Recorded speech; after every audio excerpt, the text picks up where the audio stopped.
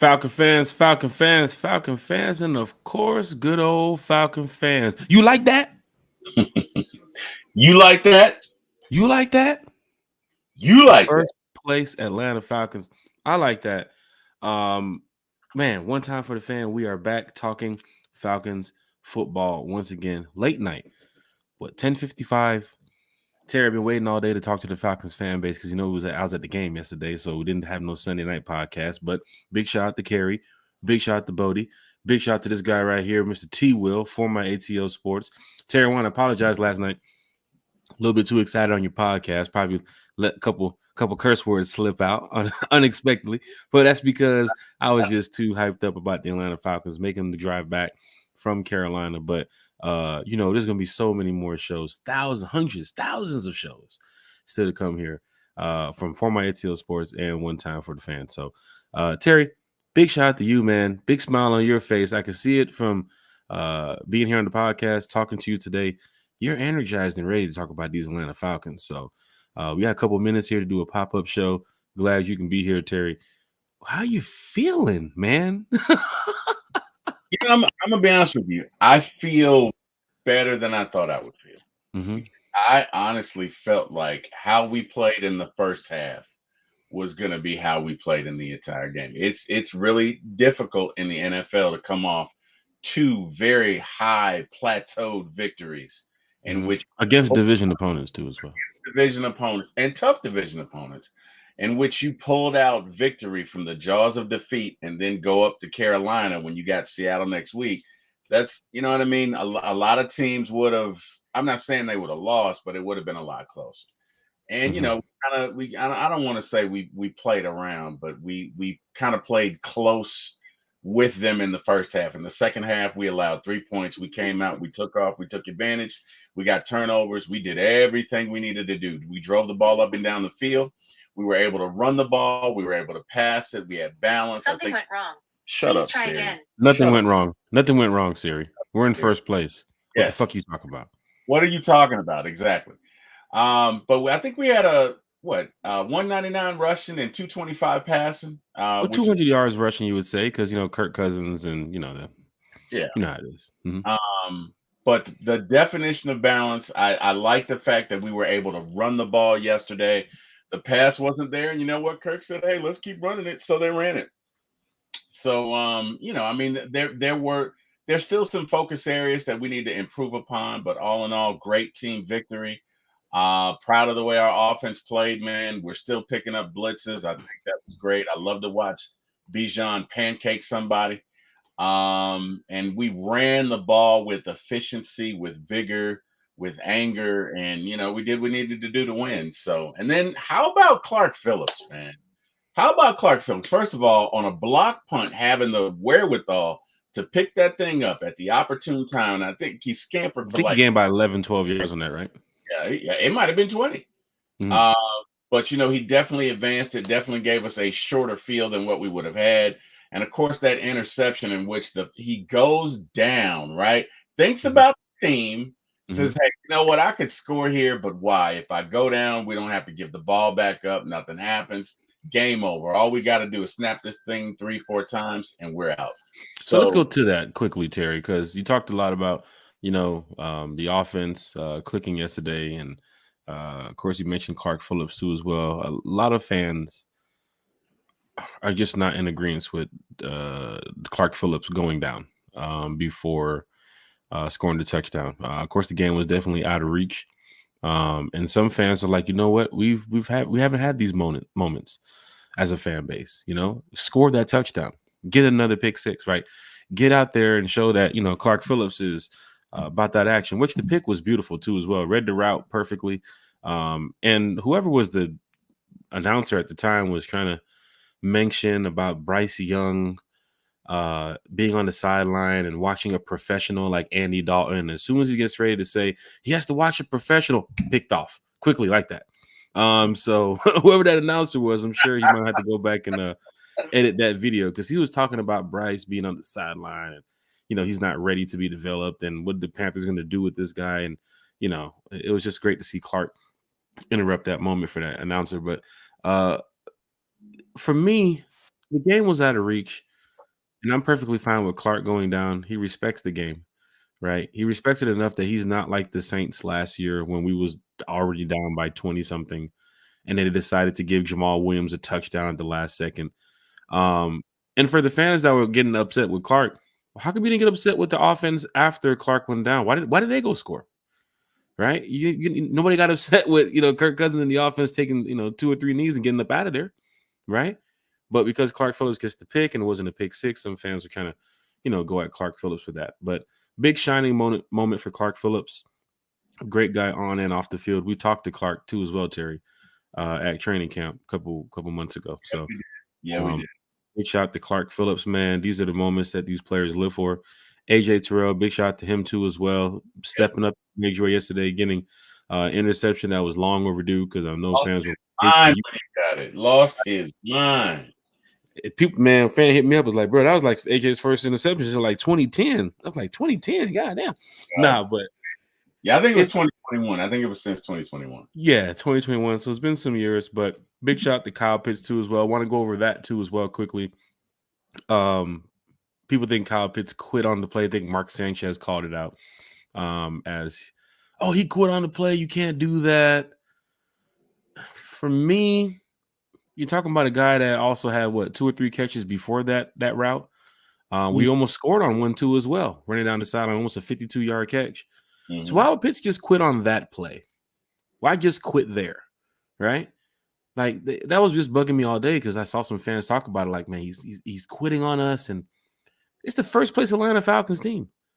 We're outrunning the South. We're on going into a 3-game win streak at that point in time, and the Falcons knew they were going to win that game. You can clearly see it. But why would Pitts just quit on the team? Terry, why would I just end this podcast right now and quit on you right now? You can run time one time for the fan by yourself. We're already running in, a great space with Falcon content creators, right? We got a lot of people who love the show. Why would I just quit on you right now, randomly? You know what I'm saying?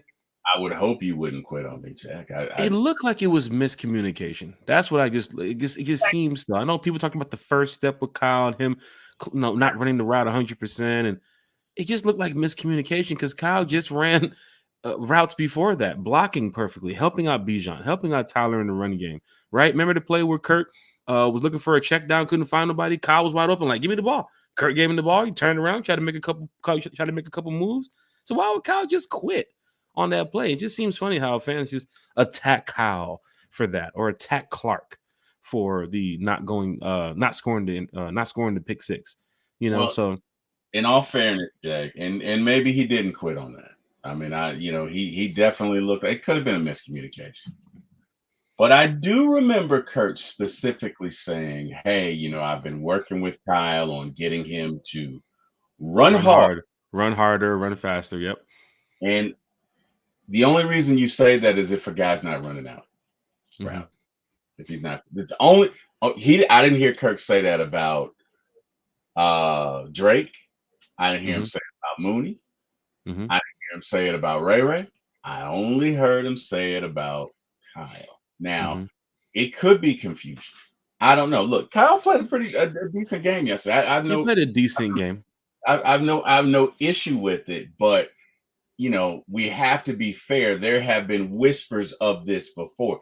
This isn't the first time that there's been a whisper of, well, what's up with this route, Kyle? Well, what happened here? And I don't know if it's confusion. Again, I don't know. I'm not in Kyle's head. I think people are going back to the 3 targets, 0 receptions, 0 yards game earlier this season, where people are like, what's up with this Kyle Pitts guy? So I think you know what you're talking about here.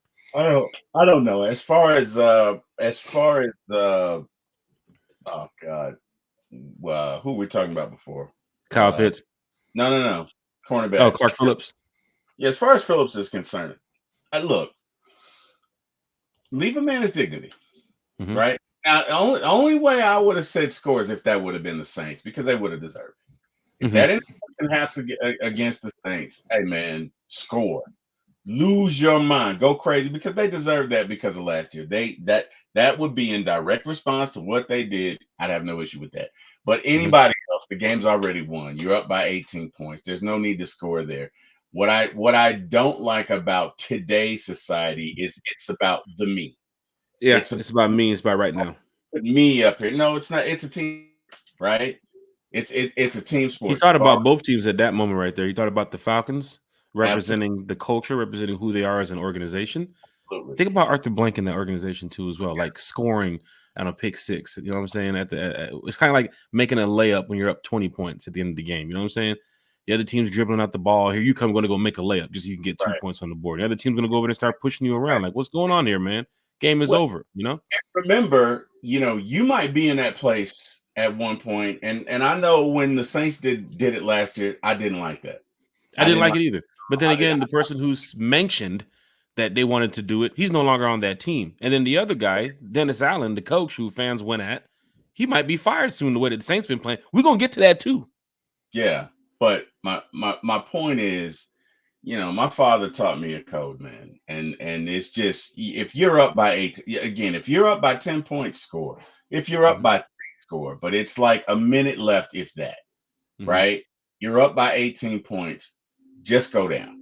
Because Yeah. guess what? You score. Yes, you're up by 4 touchdowns. And not that it could happen, but you could piss them off. They could again, it's Cheap just not shot, shoot something randomly can happen. Somebody's feelings and emotions get a little bit too much of them. it's not good business, man. Just go down. Go down, live to Yeah. fight another day. We've Yeah. already won the game. Let's get on the plane, Yeah. fly back to Atlanta, and take on Seattle. That's how I feel about And it. we But hey, and, and we've go ahead. seen some situations where players and teams getting ready to take the knee, and another team or the opposing team is upset, and the guy might jump offside and know that the game is over. And he wants to push some people around, and try to Yeah. get some people ejected. Some things could happen. You don't know. You're playing a 1-4 team at that time, where it looks like most of the Carolina Panthers players have quit on Canales, has quit on Tepper. I talked to Panther fans yesterday at the game. They don't want to be Panther fans no more. They're glad that they are, they're still Braves fans during baseball season. But I can say, just seeing the Panther fan base yesterday was, you know, how I describe it, Terry. Uh, they're not well when it comes to watching NFL football. Seeing that their team is already out early in the year, it's kind of like being a Jaguars fan right now. Season's Mm. over. You got to prepare for next year. Most Panther fans, and it sucks, Terry, because you go into the year excited about what what your team could be. You go into the draft and free agency, and you go to do all these transactions and like I said, all this stuff that the team has to do to get prepared for week one. And then by the time you reach October, you realize your season's over. And that's what I I realized with Panther fans yesterday. They realized their season is over. I tell you whose season isn't over. Hmm. What in the world, Bo? What in Hey, the world, Bo?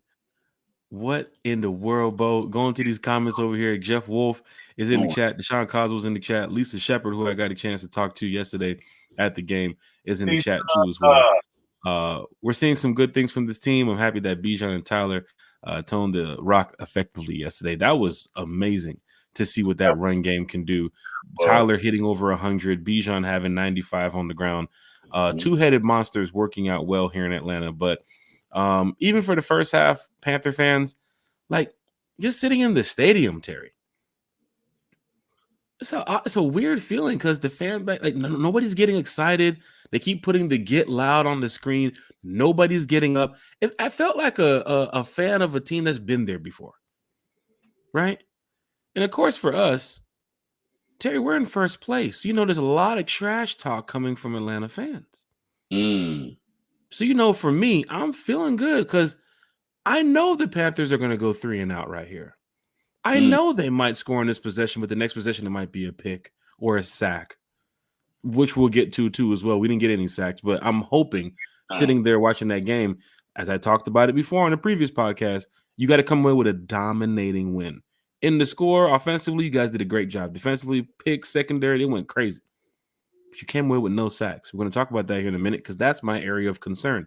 But What up, Big Low? What up, Chris A1? What's going on? What up, Jay Black? Hopefully y'all doing all right. What up, big shout Terrell? to everybody. Big shout to everybody in the chat. But for me, Terry, I just noticed that the Panther fan base is just they're done, man. They're probably preparing for a top 5 pick. People talking about it could be Shadira Sanders, could be Travis Hunter. Travis Hunter ain't finna change the dynamic of that team. You feel what I'm saying? That team is bad on the ins and outs. If you're Shadir, would you go to the Panthers? Knowing what You you know, have no choice. I mean, what are you gonna do? You gonna try to pull the oh, I don't want to play there, that type of move? do you know who Shadir's father is, sir? Deion Sanders. I'm just I'm just saying, if anybody would do that, He mentioned that he want his boys to go 1-2 or the first couple picks a long time ago. So now's your chance. It might be Carolina. At the end of the season, it could be the Raiders. would you want your son to go to Carolina? Shit, I'll tell you that right now. That was tough. That is tough being a Panther fan sitting in that stadium, knowing that, bro, week in and week out, and I got fans behind me, right? Panther fans, and they're just like, they're trying to have an argument with me about this team. And they're like, oh, Kirk Cousins, you got an injured guy.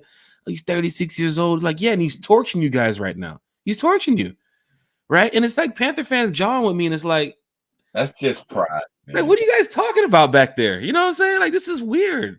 That's it. I'm gonna be honest with you.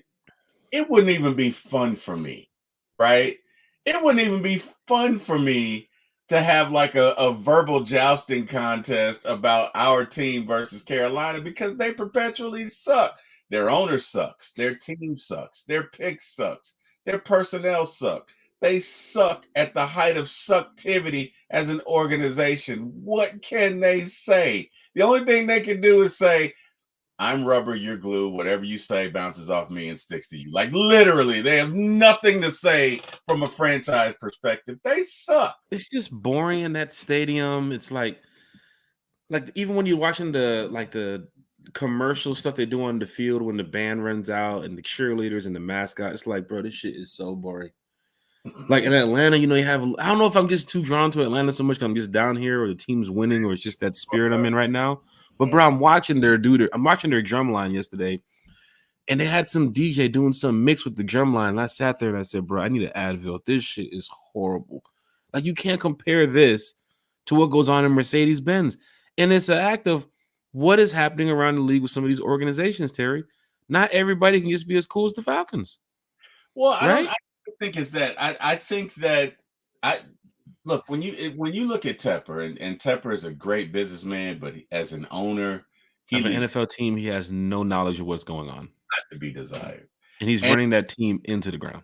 Literally, no, he down to the middle earth at this point. I mean, it's bad. Look at the last three quarterbacks that's left. Baker left. He's doing great. Sam Darnold left. He's doing great.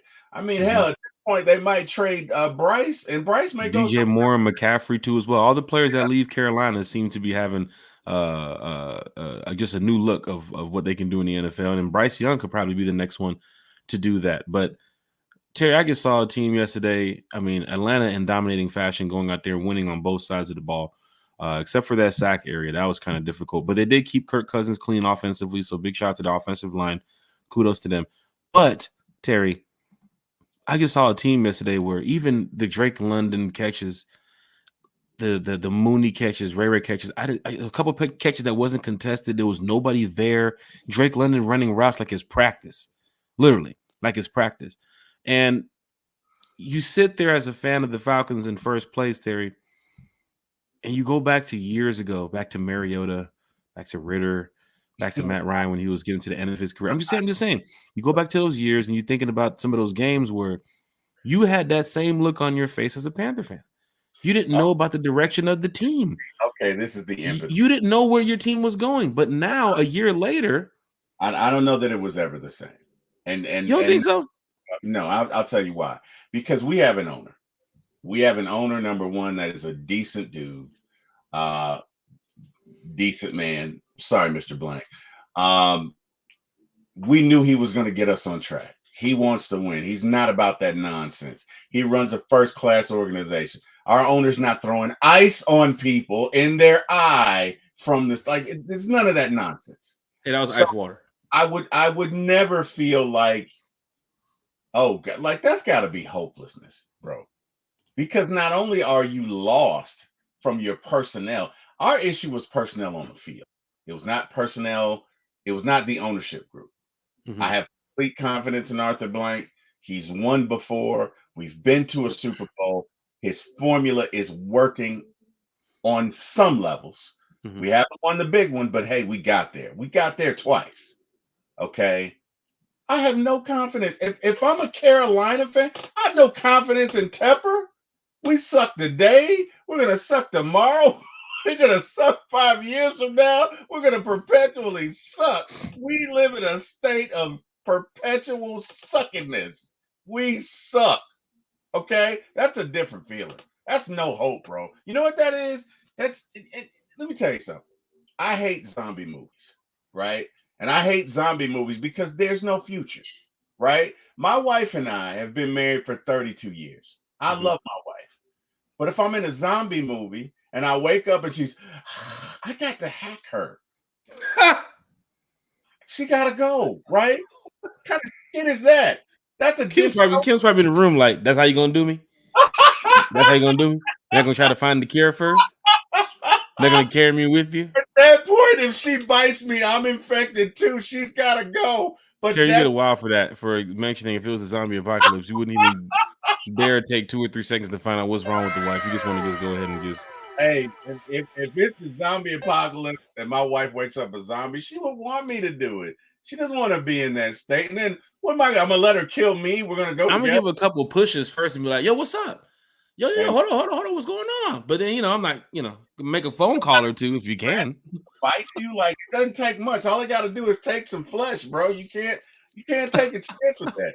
And that has to be like how the Panthers feel. Like there's no future. It's like Mad Max, Furious. It's a dystopian future for them. They suck today, Shit. they're gonna suck tomorrow, right? So Totally different than being a Falcons fan where, hey, all right, we sucked the past 3 years, but we knew what it was. We didn't have a quarterback. Guess what? We went out and got two. We're back in business, boys. yeah, Go. yeah, yeah. I mean, there's some quarterbacks out there, like we mentioned before, that's getting a new look in the NFL. And they got Andy Dalton, right? He's had some, not Andy Dalton, Sam Darnold, right? He's had some trouble in the past. Like, I'm free. Right, Geno Smith, he's had some trouble in the past. And now you see him starting a team with Seattle. You see him putting up some numbers. Baker Mayfield been moving from team to Like, I'm team. free. He's playing well. They put up 50-something points on the Saints yesterday, Yep. right? But every player that just sits over there in that Panthers uniform, they're just waiting for their day to get that call and say, I'm up out of here. And they're like, thank you, appreciate it. Right? Freedom. Follow me. Freedom. When they walk away from Charlotte, it's like freedom. That's why I keep going to that Panther group and it's like hashtag save Charlotte, hashtag sell the team. But Terry, let's go over quickly just a little bit about yesterday, man. Because first of all, the tailgate, the bus trip, Falcon fans, the Rise Up Tour fan club. Big shout out to everybody who came out to the tailgate yesterday. Over 100 Falcon fans in Carolina showed up to the tailgate. 2 buses full, Terry, of Falcon fans heading up to Carolina. I do have some information about Tampa coming up because a lot more fans yesterday signed up for a lot more things that we have coming up with the Rise Up Tour fan club, because there are a lot of people that do not know about the fan club. They don't know what we do. They don't know how we do it, but they saw yesterday at the tailgate how we have a good time, how it's a family vibe, right? So big shout out to all the members from the buses who pulled up. Big shout out to the bus drivers too as well, making those trips, because that one bus I think got in after midnight. I got back to Atlanta like close to 2 a.m. because we had the tailgate supplies and we had to put everything up and rearrange the truck. But Terry, man, just quickly, a 3-game win streak, and big shout out to Chase from DFU. We're gonna get the DFU crew on here too as well for another podcast soon. You know what? I saw you in there. What's up, Carrie? Big shout out to all the Falcon fans here in the chat. Terry, we got to go over with the 3-game win streak, and you see Kirk Cousins last week, 500 yard performance. This week right here, going over 200 yards again, operating on just connecting on all cylinders with his offense. Bijan Robinson, Tyler Algier punishing aggressive runs from Tyler. The offensive line blocking their ass off. Defense playing at a level where they're probably I know they're back of the pack in sacks, but I got to go back and look at yards allowed and see what they're doing. But defense is holding it down. Even though they're not getting any sacks, they are holding it down. They're getting teams off the field and forcing them in some bad situations. But Terry, 3-game win streak, are you looking at the Falcons with a new identity here? Because before these 3-game win streak, we questioned the identity, right? They wasn't getting it together just yet. They wasn't all the way there. Still the beginning of the season. But now, Terry, with a 3-game win streak and the offense that is just clicking, do we have a team that has a new identity here? We're getting there. We're getting there. Good thing about our offense, we can run it or we can throw it. So run it. And teams are scared of either one. And that's the thing that helps us, because when you have teams that only run the ball or only pass the ball, you're kind of one-dimensional. Like next week, we're going into a Seattle game where we talked about it. Geno Smith, he's going to pass the ball 30, 40, 50 times next week. It would be wild to see Geno Smith throw the ball like Ritter, like go like 9 for 16 or something. Like that would be wild to see that happen next week again with the Seahawks, because Geno, top 5 in passing yards and attempts, he's going to throw the ball 30, 40, 50 times. Look at his stats.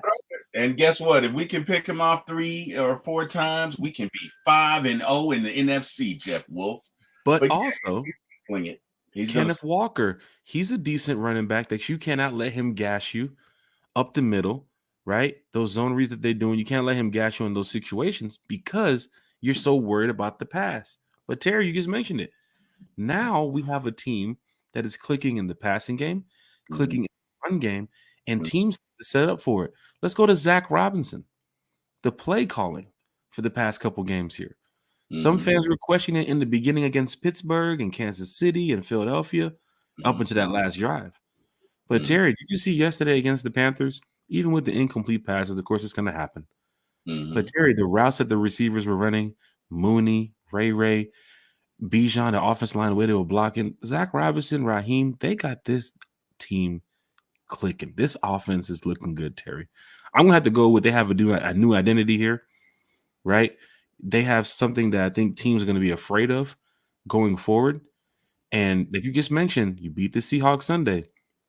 You're 5-0 in the NFC. The only 2 teams you lost to this season were AFC teams. One of them, who are the back-to-back Super Bowl champs, who I think they will probably even look at the NFC and say, if we play that Falcons team again, they could probably get us. They're really good right now. So you're looking in the NFC. Terry, the Falcons are number 2 seed. Terry, is it shocking that the top 5 teams in the NFL, the Falcons are one of them? No. I felt like, again, even last year, if you looked at the weapons that we had without Mooney, right? Without Mooney, without Ray, without what's his name that got hurt and went down. Rondo Moore. And Rondo Moore would just added another level of explosiveness to his offense. Right. But if you looked at those weapons we had without them, if you just look at the triplets, if you look at Kyle, if you look at Drake, if you look at Bijan, if you look at Tyler, we had the talent there. We added to that, right?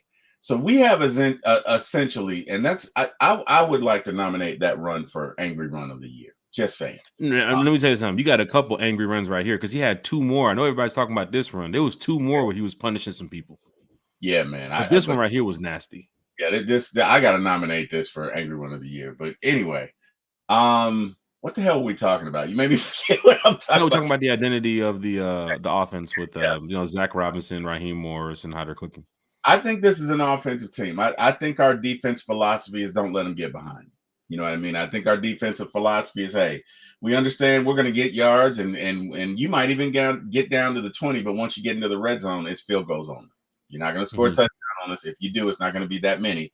And when Raheem and Jimmy Lake go in for halftime, they typically shut down the opponent second half going forward. When they come out in the second half, our adjustments have been really, really, really good this year. I think they scored on like a field goal in the second half, and that might have been the same thing with. I don't think Tampa Bay scored more than 6 points in the second half last week. So their adjustments specifically on defense have been great. We scored 17 points in the second half yesterday, so that's still good. And I think that's really one of the strong suits. I had a long conversation with Mark Chaney on Friday, getting into the numbers. Big shout out to Mark Chaney, man. I got a chance to meet Mark Chaney's mom at the game yesterday. She was with Lisa Shepard. That is what you're talking about when it comes to fans who just love Falcons football. When I introduced myself to her, she was like, "Oh, one time for the fan, you're Jack Spade. Oh, that's what's up. Nice to meet you." And it's like, this is what you want. You got a winning team that everybody's on high spirits. Everybody you meet, hugs, high fives, handshakes. People's excited. Like, it's just great. So big shout out to Mark Cheney too as well. Terry. Yeah. But he was really getting into the numbers. You hear me, Terry? And yeah, can you hear me? Can you hear me? Yeah, I can hear you. StreamYard is StreamYarding right now. Yep, StreamYard is StreamYarding. That's all.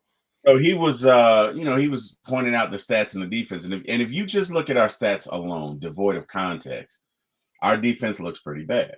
But we play with the philosophy, and that philosophy is you probably are going to get some yards on us, but you're not going to score. When you get down into the 20-yard into the red zone, right? We're going to condense that field. You're not going to score a touchdown. So we're going to, or if you do, you might score 1 or 2, right? We give up about 22 points a game. So what's that? 3 field goals, 2 touchdowns? That's what we saw yesterday with the Panthers. They scored 20 yesterday. I mean, there was some times where Falcon fans were like, how is this team scoring? They just put up 10 points against the Bears recently, and they got blown out by the Saints and all this. But they got 20 on us. A little bit worried in the first half, but I can tell you right now, that second half, like you mentioned, it's kind of like Georgia's team, like that Kirby Smart philosophy, right? You go into the locker room, your players talk, you go in there, you start talking, and at the end of the day, you come away with a win. You can see it right now that this team is ready to go play Seattle. This team is ready to go play the Bucks. Whatever Raheem Morris is doing, this might be that Cinderella story for him. This might be it. We talked about this, Terry. I think we have a super chat. Uh-oh. And I don't have the soundtrack ready yet either. So I'm trying to one up Uncle Steve, who I saw in Carolina yesterday too as well. Right? So I know Big Country has the dun-dun-dun-dun. That's a Superman chat. Uncle Steve has the soundtrack too as well. We're working on some stuff here at One Time for the Fan. But big shout out to everybody who's been looking out for us on the Superman chats. It took a while for us to get to 1,000 subscribers. Going live at that. Like, we'll go live, and just the blessings that we've got from all the fans have been overwhelming. But Jay Black here with the Superman chat. Dun, dun, dun, dun, dun, dun. I was gonna do that country shit, but just a little bit more slow as I gotta break it down. He'd be like, dun, dun, dun, dun, the Superman chat. But nah, man. This is a Superman chat. One time from the fan for the fans. This is big, man. This is big. So big Jay Black, 142. Jack and Terry and Shat. I believe that our defense would be an interception machine if the pass rush was just middling. Agree. What do you think? I agree with you 100%. Totally 100% agree with that. 100%. All we're missing is sacks, Terry. And no disrespect. Look, man, I love me some Zoe, but what the hell, Zoe? He could have had that one sack when it was like, there it is, Falcon fan. That's what we need. How do you let the red rifle of the what? The red rifle. The red rifle. So it's not the red rocket, right? No, it's red rifle. How do you? It's not the red rooster, right? No, it's not the red robin, right? I say it's not the red rooster. I say no, it's not. Because I was having a field day in the seats yelling out what this guy's name is yesterday. Because Panther fans were like, "Let's go red rifle," and I'm like, "Who is this guy? The what? The red rifle? What?" Man, let me tell you something. That I don't know what Zoe was doing. Like, you have to bring him down there. Like, you got to bring him down. What are we doing? Yeah. Anyway, whatever. Some fans are upset with some of the players on the team who just can't get to the quarterback this season. And of course, that trade deadline is coming up soon, and there's a player that's already on the move. The Jags just sent a nose tackle to Seattle, so they'll have a new player on Sunday that the Falcons will have to scout for. But Terry, it's possible. I mean, the Falcons did sign a guy to their practice squad today, and the first thing that Bodie said in the chat is, "Can he sack?" It's like, please. You want to see a player. You want to see this team get from the back of the pack in sacks, because that's all we need to do here to really be a dominating team. And I'm sure there's some teams that's sitting around the NFL thinking, how the hell the Falcons are doing this with no sacks, with 3 or 4 sacks on the season? Because we're playing good defense. It's a team game. We are, but we're keeping. Here's the thing, right? We're playing 2 deep safeties most of the Yes. time. You're not doing anything 30, 40 yards on the field. Notice how nobody's ever beat us with like a 50, 60-yard shot down the field. There you go. There you It's go. not happening. Everything has to play in front of you. And with those 2 safeties back there, and now they're in rhythm. Remember the first game, Justin Simmons got there, we lost. So fans were like, what's happening? Now when you get to this game right here, you see that they're in rhythm. There's a connection between those 2 safeties in that secondary. They're communicating. That is really helping out what Jimmy Lake has to do, right? Now, Jerry Gray got them boys in line. Hey, Jimmy, we need some sacks. We need some pressure. Jay Rogers, get them boys up front at D-line now. Eddie Goldman, y'all can do this. Y'all got this. That's with you. I think it speaks to their coaching prowess there. We are winning without sacks. I talked about it with Steve. I talked about it with Uncle Steve yesterday. Said Uncle Steve, you mentioned it on our podcast earlier this year. Will fans be upset if the team goes to the playoffs and they have less than 30 sacks? Right now, with this amount of games in, you're very close to doing that. Terry, this damn, I ain't got my charger. Oh, wait a minute. Yes, I do. Go ahead, Terry. You good? I think you're gonna have to go and get somebody to trade. And again, I don't know, I don't know if you want to go and get dude with the Jets, but we need somebody, because clearly looking at our defense, Jimmy Gray and Raheem do not like to blitz if they don't have to. They want to get there with 4. And quite candidly, you've said that all season, and sure enough, Terry, for some reason, we still not be able to get there with 4. Right. Our pressured sack, most covered sack was the D offered sack when we got it on was that Baker? I don't know, Derek Carr. Yeah. But we typically, even when we blitz, we don't get there. And typically when we blitz, we're gonna send 5. We did a couple of stunts yesterday, and the issue that I have with the stunts is your outside coverage just was not there. So when you stunt, the guy going to the outside, you still have outside coverage. You still have to maintain that lane. And we didn't do that, which is why Red was able to spit out and go. I think he ran for 18 yards. So yeah, and more quarterback, we mentioned that too as well. They would have torched us on some of these drives. Oh, wow. No, quarterback, that would have been bad.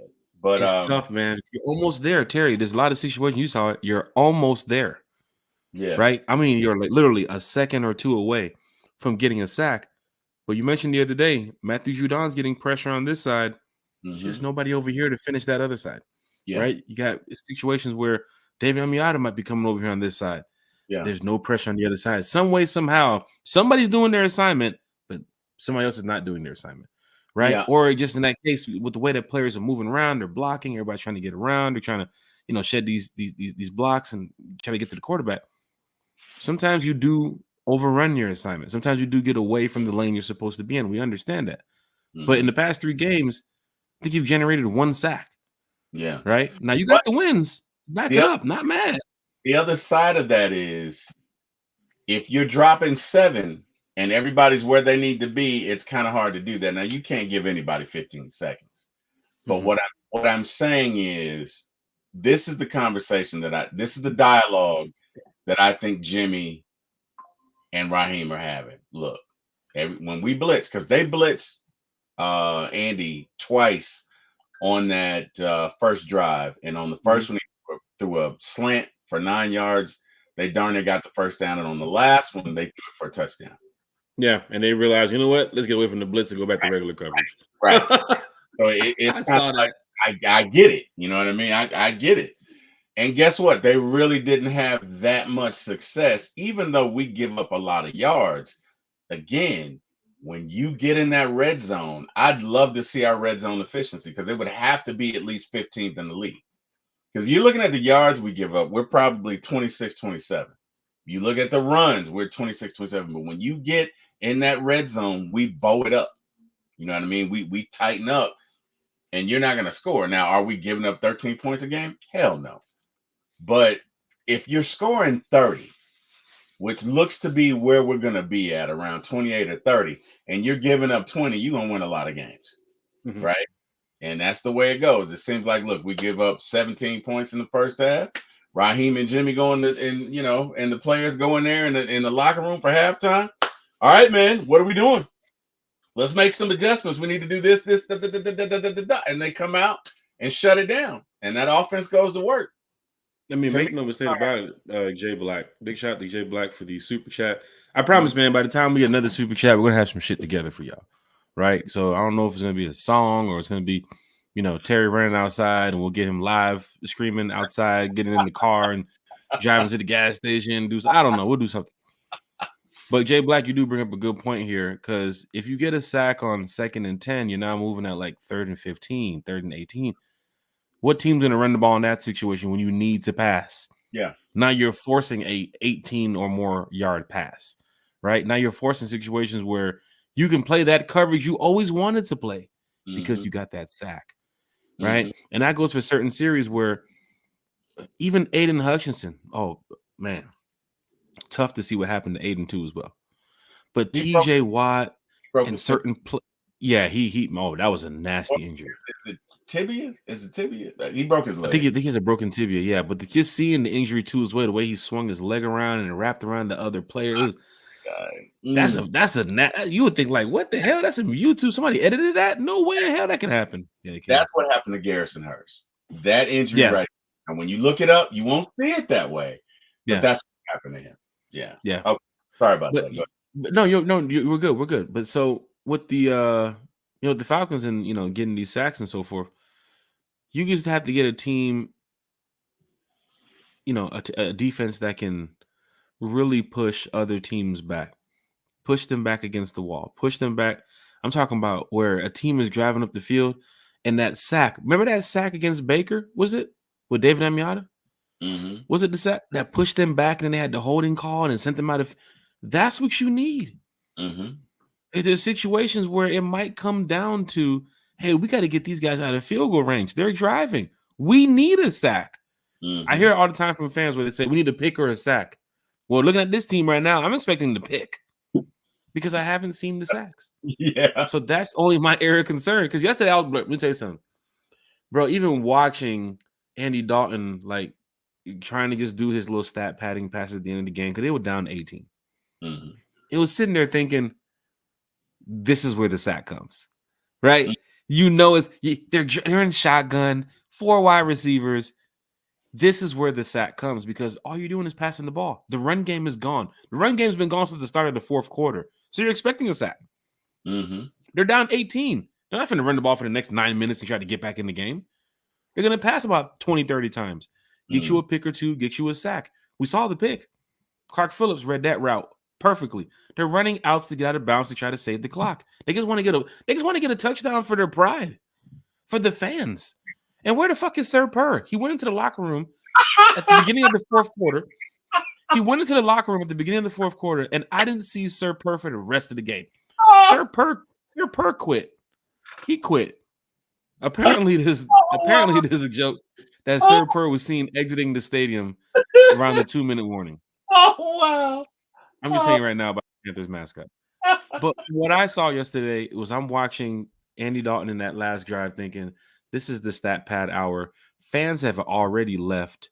Falcon fans are moving down to the 100s now because in Carolina, you can sit wherever you want to. Nobody cares. I saw tickets in the 100 level yesterday for less than $50, right? So Falcon fans, these are the times where you take advantage of these. And I'm going to go over this in a minute too about tickets and fans before I get up out of here. But I just saw it yesterday, Terry, like this is the chance to get a sack. They're going to pass the ball. And I didn't see what I wanted to see. I did see a dominating win. I called that the other day. Win by 2 touchdowns or more. You can't go into Carolina playing a team that's just got blown out 3-4 times this year, and you guys win 17-15. It makes Carolina look like they have a chance of being good the rest of the season, right? We had a chance to fight against the Falcons. Carolina's going to go into that next week game and say, we're losing this. We know we're losing this. The Falcons are going to that game Sunday saying, we have to outrun the South. We have to beat a team that's coming off a 3-game losing streak and a 9-day rest too as well. So Seattle's coming in here, long West Coast flight. I think it's about 5.5 hours. Seattle's coming in here like they need a win badly. Falcons are going in there saying, man, we can control the South with this shit. We can really control the South. I believe the Bucks have the Ravens And then the Saints go right back Thursday night to play the Broncos, who Mm. right now, look at the state of the Saints fan base. You talking about the Panthers? I think the Panthers could probably beat the Saints right now. The Saints are pretty bad. Let's not And this go. is a team that had 90-something points the first 2 games of the season. Let's And not go. NFL teams were saying, oh, shit, they host the Super Bowl. Yeah? Let's not go Yeah? I don't know that this Panthers team will get another win this year. So. Oh, that is tough, Terry. That is. Yeah. They do play the Bucks and the Panthers. They do play the Bucks and the Saints one more time. We do need them to get one more win. Those losses. Those will be losses. I'll give it to the Panthers. We'll give you guys 3 wins on the year. All right? Go beat the Bucks once. Go beat the Saints once. That's it. I don't think that's gonna happen, brother. Bro, look at the Saints yesterday. They are bad. Bro, look at social media with the Saints. They are bad. They put up 27 points in a quarter. Bro, the Fire Dennis Allen chants are happening. The Fire Dennis Allen post. Those folks are delusional, man. Like are what happening. Terry, the crawfish etouffee is not seasoned the way it was seasoned back in 2010. And it's overpriced. The crab cakes just don't taste the same. Gumbo. And let me tell you something, Falcon fans. Is that what we're saying? The gumbo just ain't gumbo no more. It ain't gumbo no more. The gumbo ain't gumboing. And let me tell you something, Falcon fans, as we get ready to wrap this up here. The parade on Bourbon Street is going down. Now, you're probably sitting there thinking, Jack, what the hell y'all doing with the fan club? Well, when we beat the Saints a couple weeks ago in the Benz, we decided, you know what? We're gonna take Peachtree. We're gonna take Piedmont. We're gonna take Atlanta. We're gonna bring it down to Bourbon Street with a parade on Bourbon Street. But we didn't know that the Saints will go on to lose 3 more games after that. Or 2 more games after that. It was already on a losing streak coming into there. But Terry, the Saints now on a 4-game losing streak. A lot of the fans who believe that they could probably play in the Super Bowl and they're hosting it, they're gone. They're off the bandwagon. They're done. Now the true fans are sitting there saying, we need Drew Brees back. Now they're starting to come back out the woodworks. Bro, there's a podcast for New Orleans where fans call in and they give their opinion about the team. Bro, I got to play this video for you. I can't play it right here because it's way too many cuss words.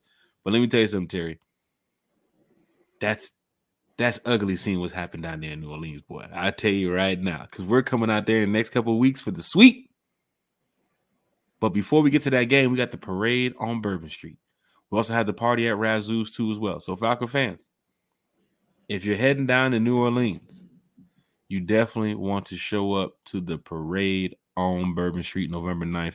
And please scan to donate because we do have a large security presence too as well for this parade. We ain't talking about just no regular ragtag, chit-chat, blue flame type of security guards. Now, we're talking about we got, some of New Orleans finest helping us out because this is a parade. This is where you block off the streets. This is real deal shit. I think that second Saints game is not going to be easy. And I'm gonna looking at Spencer Rattler yesterday and that team, it's going to be easy. Let me tell you something, brother. You know I love you, Jack. You know you my man, 50 grand, but I could not disagree with you more. I think Mr. Rattler might be all right. That you got to think that was his first game. He threw interceptions. The young man showed some heart, man, and I think they'll play for him. Now I'm not saying they win. I'm just saying it's not going to be the cakewalk that you think it's going to be. And honestly, I think we'll learn what's going on. LBB, wait, what's up, Eric? Wait, little big brother. I'm LBB. What's going on, BLB? What's going on? You all right? All right. I don't think it'll be easy. Whatever. Nobody cares, Eric. Nobody cares. It's gonna be easy. It's gonna be easy. You know how Eric feeling. He like, man, that's a dub in New Orleans. I don't give a damn what my brother's saying. Get him out of here, Jack. I'm just saying it's not gonna be easy.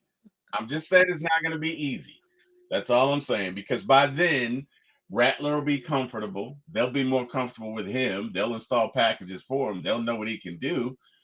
And again, man, it's a division game. I don't think the follow-up games with the Bucks and or the Saints will be easy. I'm not saying I we think won't. that Bucks game, I think in Tampa in a couple weeks would definitely be a tough one. That's gonna be a I can tough. say that. That's gonna be I do see a team in Tampa that they're going to try to fight to know they can't win the division. Hey, let's go try to wrap up that wild card spot. But I'm looking at the team in Carolina like they're done. they're And the definitely. same way I'm looking at Carolina's team is the same way I'm looking at a team on a 4-game losing streak that was popping heavy shit the first 2 weeks of the season. I mean, hey, look, man, I love it when they lose. Eric's going at you now. Eric's going at you now. Oh wow. Oh wow. 18-point victory, Eric. The first half, Eric. Did you see? Why are you tripping on me tonight, look, bro? Look. To you, Terry, I didn't go in there and say I disagree with you, Terry, on that trap game. Now I ain't want to do that one. You know what your next trap game is? The Cowboys game is the trap game. Yeah, that's your next trap game. Your next trap game is your Cowboys game. I don't know what's going on with them. I just want to know, is Micah Parsons available? Bro, let me tell you something. To see some of these names, and big shout out to Larry from the Dixon Way too as well. To see some of these names that have been mentioned from some of the fans, because they're looking at all the teams that's having losing records. That's the first thing to do. Go look at the teams with the losing records. Yep. And what players won out, right? And let's look and see how we can try to get some of those guys at the building. Myles Garrett in Cleveland, if you think he wants to be a Brown for life, I don't know. I don't see it. Max Crosby does have a giant Raider tattoo on him, and he has mentioned he wanted to be a Raider for life. So I don't know if you guys want to delete those videos and get that tattoo off of him. But if you can, he might be a Falcon, right? I'm just saying in general, if you make the moves and try to get him. But I do see the Falcons probably working up not some big name player who's going to want a big name check after this season, but they got to get another guy to get pressure from another side. And that's where talking to some fans today, they were saying Ebiketie and Carter, there's some guys on our team that they're worried about, right? And they're not saying like Matthew Judon. Judon's good, but they're looking at Ebiketie and Carter like, man, guys, like what did Bodie say? Doctor pass rush? What did he say? Doctor of the pass? You say, where's the pass rush? But that's what fans are looking at, right? They're seeing an area of concern. Yeah. That's all it is. Nobody's bashing a player for not being able to get a sack. Carter is first in the division. Ebiketie is first in the division, just like the rest of his teammates. Mm-hmm. Though individually, performance-wise, he hasn't been able to get to the quarterback like how we're expecting. Mm-hmm. Some people will say, oh, that's Ryan Nuzile because of Ryan Nuzile. We don't have Ryan in there. Not Ryan Nuzile, Ryan Nielsen. We don't have Ryan Nielsen. We've changed the scheme. We went from 4-3 to 3-4. But at the end of the day, you know, some things happen. Some circumstances happen for those situations. I mean, yesterday we didn't come away with no sacks, but we came away with a big win. Yeah. Against the Buccaneers, we came away with a big win in overtime. Yeah. Against the Saints, came away with a big win. Now we got to go play Seattle. I do think we get a sack on Geno Sunday. He's throwing the ball for 40, 50 times. You better get a sack. Or maybe plan for it. Interceptions. Or we get 4 or 5 interceptions, because I think when you got a guy like Geno, and don't forget, Seattle's coming off of what? A 3-game losing streak. After they started the season, they really should have beat the 49ers. 3-0. If let me tell you something, if DK high points that ball and if he gets his feet down, that's a 14-point swing right there. All he's got to do. So, you know, hey, well, hopefully, look, don't get it together against us, DK. Wait until the week after next. I want you to play the same way you did in that game against the 49ers, DK. Don't you change a thing. You be as fundamentalist as you want to be, okay? We don't need you to get it together against us. One thing I do see is Seattle looking at our secondary and saying, we throw the ball 40, 50 times like this, they're going to get 1 or 2. They're going to get one. Jesse Bates, Justin Simmons, H.A. Terrell, Clark Phillips, D. Alford, Mike Hughes. They're going to get one. And big shout out to Michael Abernathy. I know he's dealing with some injury situation right now. So I think they're going to probably look to maybe get Dane, maybe Krishnick is probably going to come up from the practice squad. How they're going to operate, practice this week with with another safety that they need. We'll find out. The Falcons are really good on updating the fans, quickly, with depth chart updates and stuff. So we have a big game coming up against the Seahawks. I expect to hear something definitely before Wednesday on who's going to be, that additional safety And DeMarco Hellams is out for some significant amount of time too as well. I saw DeMarco coming back like late November, December. And of course, when Michael got hurt, when Micah got hurt, people were saying, "Oh, he can probably come back, in like a week or two." Nah, man, Hellams is out for a while. So, Jay Black too as well in the chat. He says Seattle's having problems internally with their play calling.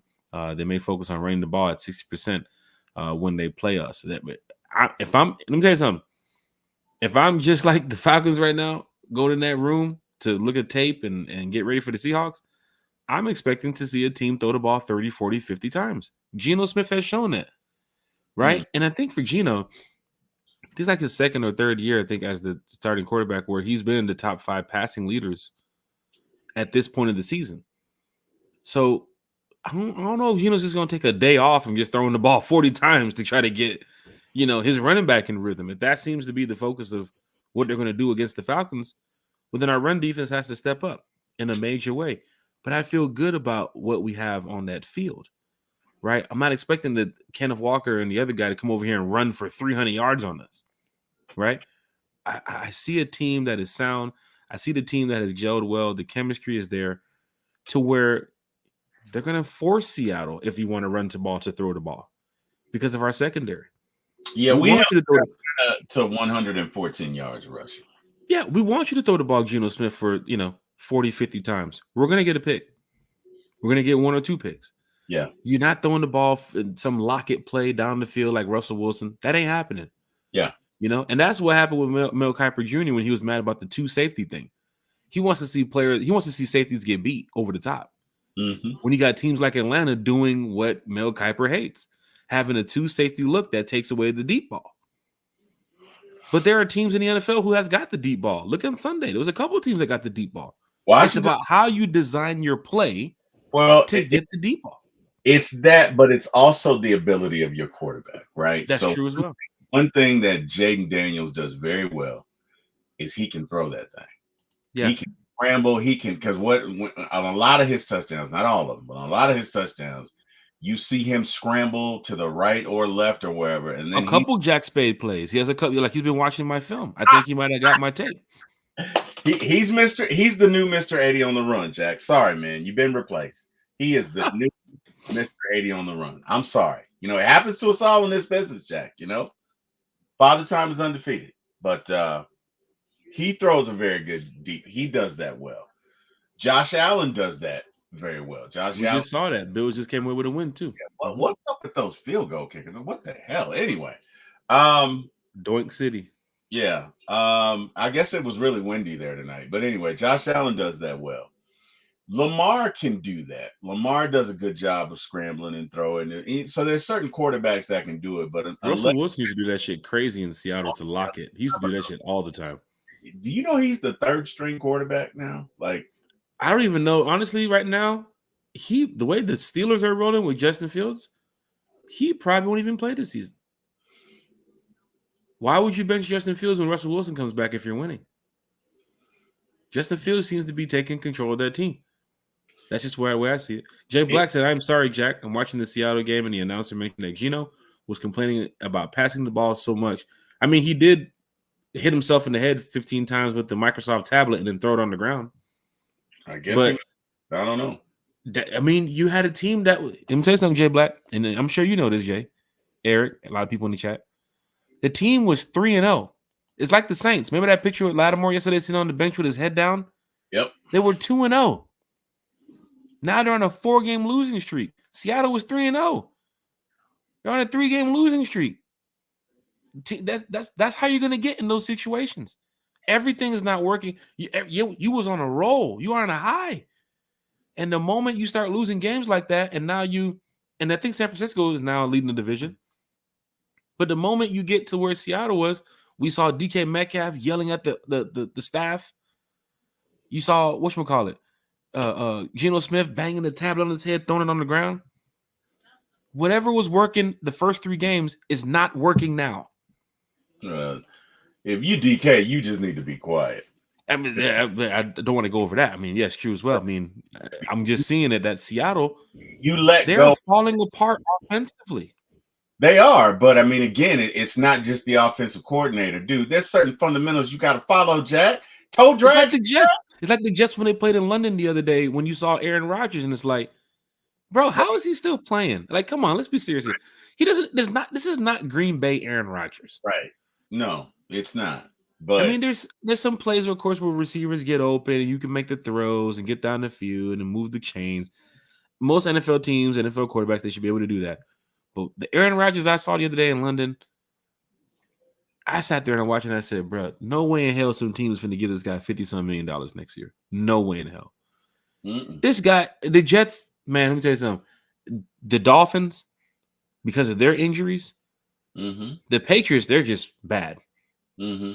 And that's giving the Jets a position to say, well, we might make the playoffs just off of how bad those other two teams are. And it's not even like it's a fight from the Jets versus the other two teams. The other two teams are bad.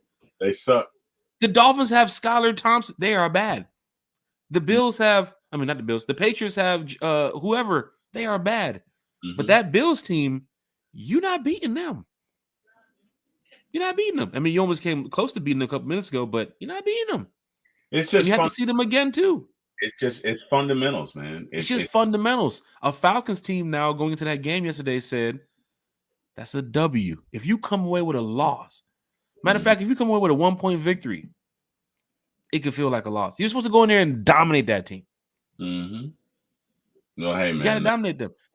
Sunday, play by 2 scores. I'm good with it. Sunday, Terry, I think we get a sack on Geno. I do believe we get an interception on Geno.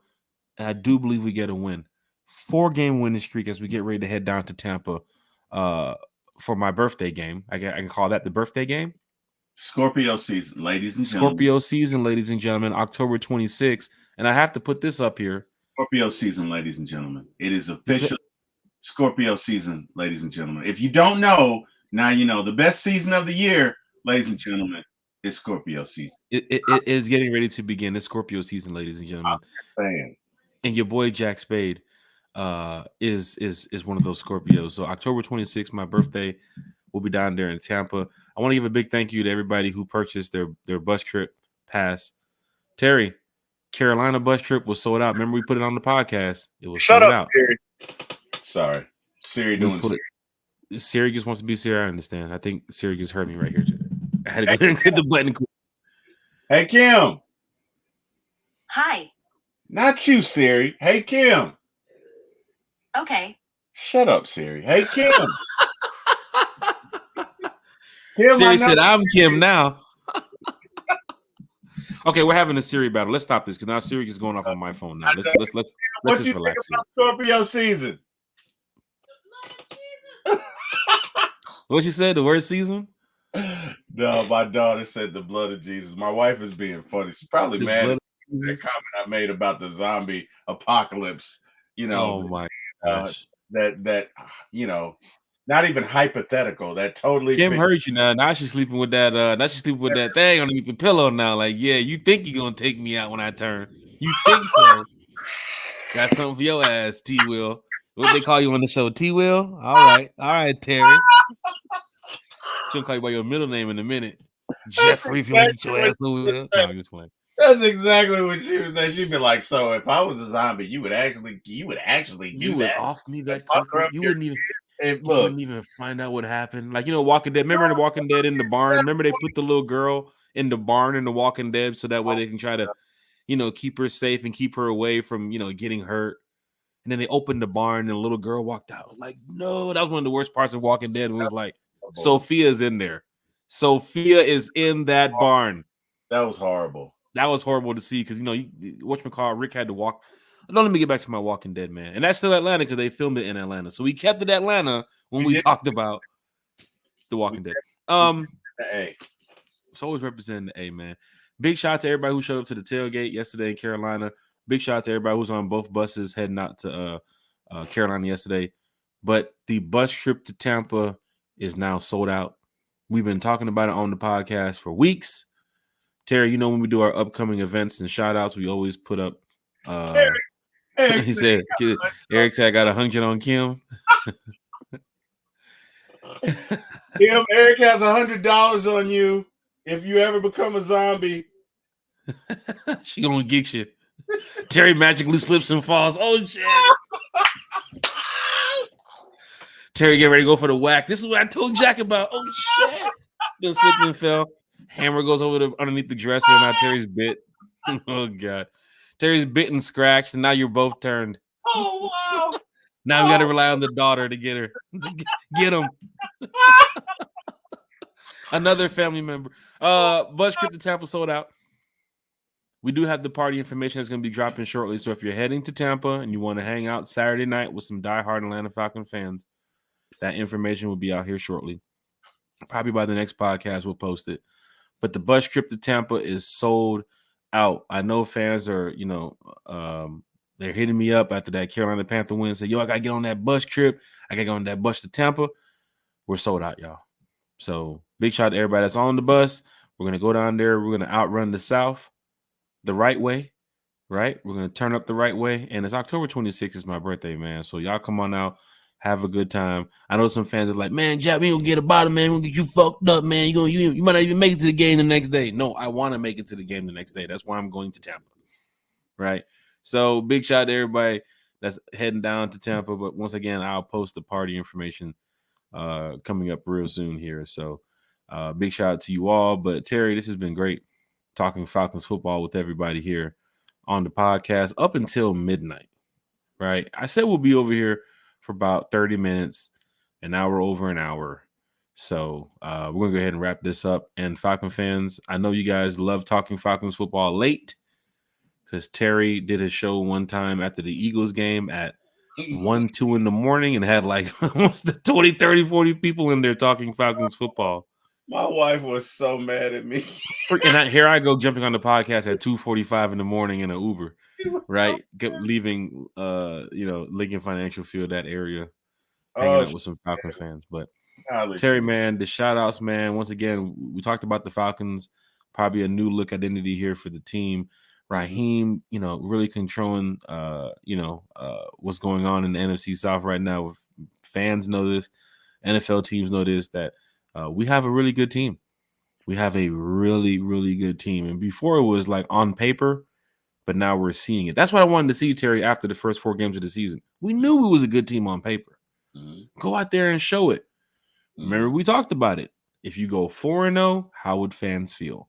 Mm-hmm. 3-1, how would fans feel? 2-2, 1-3, and 0-4.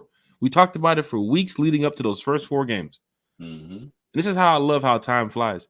Now that the first 4 games are over and we went 2-2, it put us in a position to say, okay, the next 4 games, let's go outrun the South. Go beat the Saints. Go beat the Bucks. Go beat the Panthers. Mm-hmm. And they did. Mm-hmm. And now they have the Seahawks coming up here on Sunday. And we're expecting, hopefully, a 4-game win streak. The Benz will be rocking. Oh, and quickly, I'm going to talk about this on Wednesday's show. Fans who are upset in the past about, Mercedes-Benz, they have the PSLs and season ticket prices. And there were fans that were saying, you outpriced us from the Georgia Dome. Right? Fans that said, hey, man, where the $30 tickets at, man? I used to sit in the 100 for $75. This is a $3.7 billion stadium. It's not happening. I used to fill my tank up in the 80s with $10, but this is 2024. I mean, get over yourself. It's 2024. I'm going to talk about this Wednesday, Terry. Let me tell you something. It's bad when you're 1-4. I can tell you that. But I'm going to talk about this on Wednesday, Terry. There were fans, and I remember the post, and I remember people mentioning this.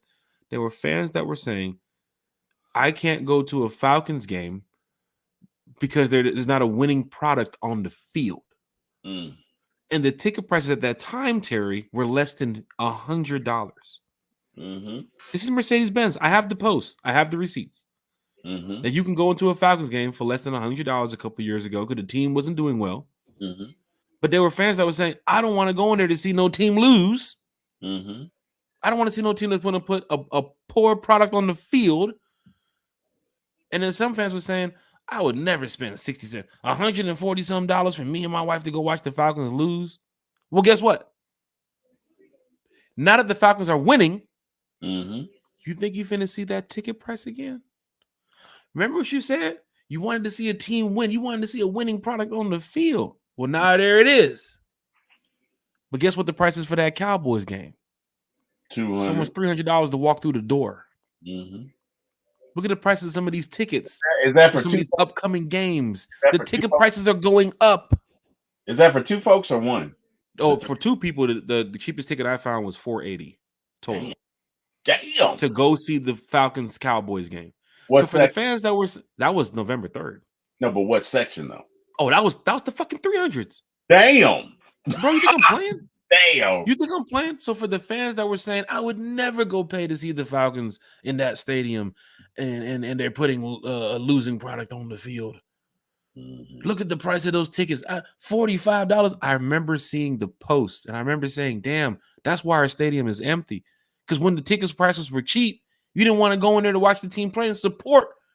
I used to go travel around and watch the Falcons play in Chicago and Cleveland, all the places that wasn't winning, but they had fans in the seats. Mm-hmm. Because it's just football. They're just there. They want to be a part of it. Atlanta fans were like, I'm not doing it. Unless you're winning, I'll go buy the ticket. Now that we're winning, the ticket prices done went up. Well, somebody's buying them. Well, now you got fans upset saying, what the hell? Why the ticket prices so expensive? We're winning. Yeah, I think those people that are just look, you can't have your cake and eat it too. You know, either your team's going to suck and they're going to be affordable, or they're going to be good and you're not going to be able to afford them. And you know, there you go. So work it out. Stop bitching and moaning. I'm talking about this Wednesday, man. Eric, I'm talking about this Wednesday, Terry. Mm-hmm. The fans that were complaining about you didn't want to go support them when we needed your support. Mm-hmm.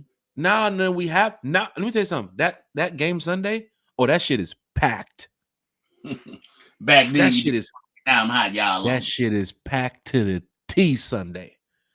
The season tickets sold out before the season started. That just lets you know. Anyway, that lets you know what's going on in that Benz. They don't need y'all. They don't need you. They don't. Them same complaining fans. They don't need you. Yeah, they sold out. They outpriced you with winning. Mm-hmm. You had your money ready for. I'm going to see these Falcons this year. Yeah, wait till they go to that Saints game. I'm gonna go see them. Wait, the Saints tickets is $500. Oh shit. Mm-hmm. Wait, the Falcons won? I'm gonna go to that Cowboys game. Don't worry, I'm gonna step in the Benz this year. Oh shit, the prices is $480 to walk in. Bro, the sad part is those Falcon tickets are nothing like those Bulldogs tickets.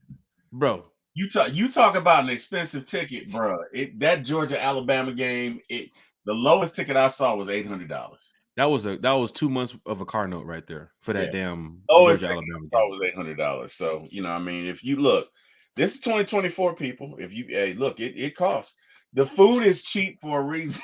Yeah, the cheapest NFL food across the league, and then the ticket prices are now going up. But hey, let me tell you something. When you got a team that wins, that's what happens. Mm-hmm. So Wednesday we'll talk about the fans who complained about the tickets when the team wasn't winning, and now they're complaining about the tickets being so high because the team is winning. Mm-hmm. What do we do? You go get them season tickets like I did. No, I'm just playing. So, Terry, have it both ways, bro. Pick a side. I ain't got no problem with it. Shit, I'm in the stadium on Sunday. I ain't got no problem with it. I'm saying people, pick a side. Yeah. You can't have it both ways. Look, I want to see a winner, okay? And I don't have an issue. You know, I mean, it costs what it costs. You know, I mean, look, if you can't afford it, stay at home, watch it on TV. It's not even just the afford part; it's the people who are complaining about the prices being so high. Now, some people are just agreeing. They're like, you know what? I'm gonna stay home. I love staying at home and watch the game. I love cooking with my family, setting up my TV in the backyard. There's some fans who will do that all day. Not saying them, but there are some fans who post about, man, them ticket prices. What are you gonna do now that we're winning? Let me tell you something. Going up. And that playoff game, don't get that playoff email in a month or two, bro. Because you ain't getting no $80 tickets up in now. But guess what? People make assurance. People make they make sacrifices for what they want. So if they really wanted to go, they would go. Mm-hmm. And the fact that you get on there and bitch and moan about it, look, if it was a Beyonce concert, you'll find it in your budget. You know what I mean? If it was, I don't know, pick an artist. You know, if it was your favorite artist, if it was a Kevin Hart concert, insert whoever, right? But people pick and choose who they want to do that with. It's what they value. So when you say it's too much, no, what you're saying is you just don't value the Falcons, and that's cool. You don't have to. They don't need you. And They don't. and it goes to the fan club. Because people asked me Sunday, they said, y'all was in London? Like, yeah, we went to London. Mhm, It was like, y'all was in such and such years ago? Like, yeah, we were there. mhm. They were like, damn, the Falcon wasn't winning. And I turned and I was like, the Falcons ain't got to be winning for me to go travel to these games. There you go. I booked my shit in May. I don't care what the record is in November. Yeah. I'm going to the game. My brother and I, we have this saying all the time, and we say it's not about watching a team. It's not about winning a championship with a team. It's about winning a championship with your team. Mm-hmm. You know what I mean? Like, it would do me nothing at this point to switch hats and go to Green Bay and watch them because they're not my team. I haven't experienced losses with them. I haven't experienced devastation with them. I haven't gone through the highs and the lows with them. When the Falcons inevitably win a Super Bowl, it's going to be emotional for me because I've seen the down times, because I've seen them fail, because I've seen them get up and try again and try again. And I've seen guys that very well should have had a ring, but don't have one. That's what it's about for me. That's what it's about for my brother. It's not just about watching a team get a championship. It's about experiencing it with your team because that's an experience unlike any other. You know what I mean? And these folk don't get that. Yeah. They don't get that. Yeah. You know? So it is what. Man, this is great. Once again, man, we want to just talk for 30 minutes. Terry, I told you, oh, shit. I got to get up out of here. Yeah, I'm looking at the time. It's 12:11. I'm like, oh, shit. I got this league that's about to start in a minute. Shout outs, man. Let's go. So, hey, shout out to all the fans in the chat. Really appreciate you guys. Thank you for coming out on a Monday. Hey, man, we can't do this without you. We love you. We appreciate you. And, hey, man, rise up to all of y'all. Got to thank God, thank my family, thank my wife. Thank obviously Jack and Eric and Big Low and Smitty and Chris A1 and Berto Damas and Mark Cheney and shit. Who am I forgetting? I said Big Low. I said A1. Oh yeah, C-Dub, Lisa Shepard, Tiff Raines, and Jabri Harper, and just everybody. If I forgot you, I'm sorry. Thank everyone. Thank God. Thank you for this opportunity. I appreciate you. Thank you for giving me this opportunity. I'm trying to be quick, Jack. I can be reached here at One Time for the Fan. I can be reached. You can see me here at One Time for the Fan on Sunday nights at 8, Wednesday nights at 8, Friday mornings at 9. Also, I can be reached at For My ATL Sports 1 on YouTube. Please like, share, and subscribe. I need all the subscribers I can get. You can see me there Friday nights and typically Monday after the game or Sunday, just depends. And that's all I have. Jack, I appreciate you, sir. As long as you keep inviting me, I'll keep coming back. And I'm going to defer to you. Jack, go right ahead. Hey, thank you all. You're not being quick. Taking a. Why are you messing with me today, Eric? That's all I want to know. Wow. On me. Jeez. Oh my gosh. This guy. Hey, look, Falcon fans. This is great to talk Falcons football with you on October 14th and October 15th in one podcast because we started the show yesterday and it's a new day today. We did this what it's about. Jack. We did the hey, let me tell you something. We're preparing for our first ever 24-hour stream. Nah, he said trap game. He's still talking about that trap game. Carolina's the trap game at 1-4. Nasty ass fan base sitting over there. Matter of fact, I ain't gonna lie. Before I get up out of here, I was sitting there in the stadium yesterday, Terry, talking to Panther fans and hearing what they were saying. And I was like, I wanted to turn around and say, I didn't get this in Philadelphia. And that's one of apparently one of the worst fan bases ever. I didn't get this in Philly. But for you guys, for some strange, bro, they were wearing 28-3 hats. They were wearing the Patriot Falcons shirts in the stadium. And I'm like, where you guys getting joy from this? You guys feel good about this?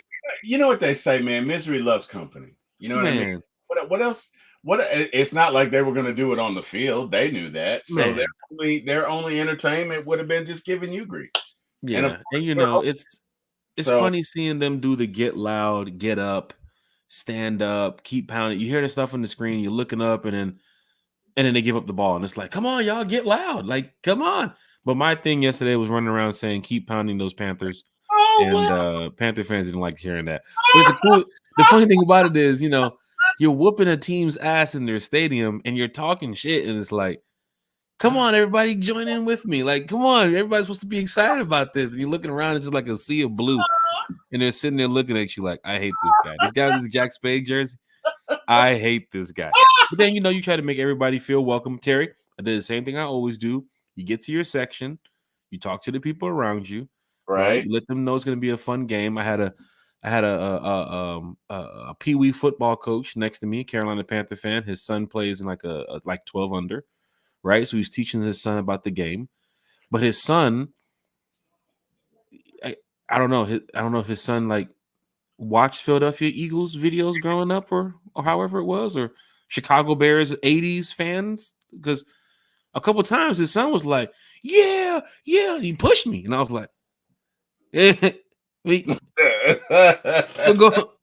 "What going on here?" And his dad said to him, his dad was like, "Nah, son, that's a grown man, son. We ain't doing it to him." Wait, y'all plan this every game or something? Like, what's going on? I guess they do. They pick their victims. I don't know, man. So he plays defensive line. He kept saying, watch the dude from the defensive line from the Panthers. I can't remember his name. He's like, hey son, watch him. And I was like, no, you need to be watching 97 from the Falcons, Grady Jarrett. Right? But every time I'm getting loud, the kid stands up, he trying to get loud, and he pushes me. He pushed me twice, and I was like, hey man, hey man, you look cool little kid, man. I was getting ready to goddamn give it to you. So you know what I'm saying? I'm getting ready to give him one of those. About to fire on him. Oh my god! But it was great to see. Everybody's having a good time. We make jokes over there. I was making a bunch of jokes over there, sitting where I was sitting. Falcon fans in front of me, a couple Falcon fans behind me. So of course, when we're winning, the defensive chants, the ATL chants, hearing that in the second quarter, third quarter, at the end of the game, the whole stadium in that 100 level cheering ATL, the Falcon fans turning around and seeing it, Arthur Blank seeing it, Rich McKay seeing it. We have a fan base. And if we win on Sunday, man, I'm going to drop a video for you all. I think we're creating a hostile environment in the Benz, and a lot of teams are not really expecting it, right? You've seen it in other stadiums. You've seen it in Seattle years ago with the 12s. You've seen it in Pittsburgh. You've seen it at the Dog Pound in Cleveland a couple years ago, the Black Hole with the Raiders. But something's going on here in Atlanta. Something is happening. But people are understanding now that you just don't come in here and swag surf. You get your ass beat on that field, too. So it's fun. Eric Parker said, Joseph said they kicked him out of his section. That is true. They did kick him out of his section. What did he do? Joseph, I don't know what he did, but Joseph, remember I showed you the video in Philadelphia when he was pissing off Eagles fans with the screech? He kept doing that. He kept doing that shit. He was pissing off fans. Yeah. But Joseph walked over to me after the game because I had him on my Instagram. And I was recording, I'm talking shit, and I'm just like, I'm enjoying the game. And Joseph walks behind me, and I say, yo, Joseph. I get him on the camera, and then Joseph starts screaming. But the security guard comes over after I cut the video off, and she says, now, me and you had words already. And I turned to Joseph, and I said, Joseph, what the fuck did you do? And she was like, you know what he did. And I'm like, Joseph, I'm like, what happened? He's like, man, they hating up here in Carolina. I'm like, the Panthers are hating on you? Like, bro, they're 1-4. What did you do? I don't know, man, but they got me up out of here. So he was leaving the section, I guess, to head out because the game was over anyway. But yeah, they kicked Joseph out the section. They said he said they got mad because he wouldn't sit down. That seems like Joseph. No, that's Joseph. So if you're standing behind this guy with a Rise Up King cape with the feathers and a crown, and you want to see the game, he ain't sitting down. He's not sitting down. So I don't care. I don't care what fan you might be of another team. That guy in front of you is not sitting down. And when you tell him to sit down, he's going to tell you no. So Josh is just one of those diehard fans, man. But hey, man, shout out to everybody in the chat. Shout out to Terry. Shout out to Carrie. Shout out to Bodie. I thank you all for everything you guys do at one time for the fan. It's from the fans. It's for the fans. You see it here tonight. Matter of fact, I got a cool idea for the super chat. For all of our super chats we've got so far, Terry, I think it'd be pretty cool if we give back to the fans here in the chat. So what we've collected from the super chat since we've had it. Maybe we can do a giveaway coming up right here, right? Terry, I mean, Falcons are what? First in the division. Fans are feeling good. Our super chats have got enough to where we can do a giveaway, right? It's from the fans, it's for the fans, right? I mean, we can go, go to Dunkin' Donuts tomorrow morning if you want to get some breakfast or nothing. I'm just saying. But let's get back to the fans.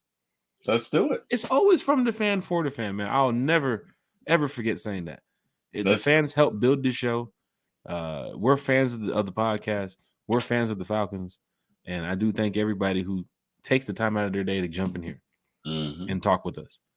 Because it does take a lot to just turn on the microphone and camera and tell our families, we'll be away for an hour or two. Or if you got Scott Karisic, 3.5. But I appreciate everybody. And I tell Terry this. I think about this all the time. I'm going to think about this in the next couple of minutes. How can I make One Time for the Fan better for the fans? Right? How can I keep giving you guys what you guys want? Because Eric Parker's in here at 12 o'clock at night listening to us. You know what I'm saying? These fans are in here checking us out because they really... Giving me grief. Giving his brother. And then when he gets off, we're gonna go ahead and talk with him in the private chat too as well. Like, Eric, whatever you wanted to say, whatever you couldn't say on the podcast, you can still say right now in the chat. But let me tell you something. Look, even Eric Parker, like he just posted in the chat that we're in with the other Falcon fans so they can come see it. It really works, man. It really works out together because we're in this together. And I thank you all. So my shout out goes to everybody here in the chat tonight. Yep. Kudos to you all for being such a magnificent fan base, for sticking through the trials and tribulations of the Falcons. He said Meg. Yo, what that Meg joke? So y'all brought that up in the chat when they were talking about you. Jack. Let's not do this on the podcast. Let's not do this on the podcast. I don't know what the hell is the Meg thing, man? Because I let it go because I didn't know anything about it. It's the second time I heard that. No. So there's a long running joke in our chat. Me, DSGB Hall, Eric Parker, Sade, Kiara. It's a long running chat. It's a long running joke that's been going on for about a year or two. But Eric Parker put the skull emojis in this. It's just funny, man. They made a joke about me. They made a joke about me for some strange reason, and they just seem to keep it going this long. So and then they're good with the photoshops too. So I might even get hit with a Photoshop every now and then. You have to tell me about this off air, bro. Because I'll tell you about this off air. It's just a joke. It's just a joke. It has nothing to do with we're not disrespecting nobody or anything happened. Crazy or anything.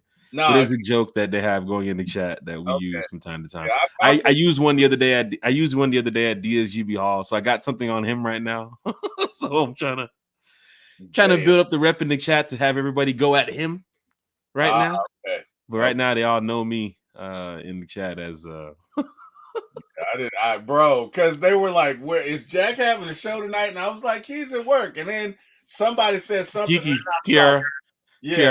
And then I saw Meg, and I was like, I did the Homer Simpson. Like, I don't know what the hell y'all talking about. So I'm just going to fade into these bushes. It'll just be random. Cause I might post, man, hey, y'all, I'm busy at work. Y'all have a great day. Rise up. And he'd be like, busy with Meg? And it's like, what are you talking about? Damn. Yeah. The Meg. I wanted no part of that smoke. I didn't know what it was. So I was like, okay, I don't know what it's good to see you in the chat, though. I looked up one day, and I was like, Terry's in here? Like, oh, shit, where the hell have I been? Yeah, I'll throw something out there every now and then, but I got my brother in there, so he's always on me about something, so I'm careful. I mean, you see from the chat 24/7 when we talk football, it could be 4 a.m. and 5 a.m. Whoever's up, they just drop their comments in the chat. I mean, right now they're talking about Judon, Lorenzo Carter. You see they posted a Raheem Morris video from earlier, so we talk Falcons all day. So Falcon fans, I thank you all for being a part of this show tonight. Stay blessed. Have a good one. And we'll be back Wednesday night at 8. We got a special guest. Wednesday night at 8. We're going to come back here and talk Falcons football with our special guest. Big shout out to Chef Matt, too, as well. He'll be back on the podcast coming up this week. So thank you all for being a part of this. And I want to say rise up. And don't forget about One Time for the Fan, y'all. From the fan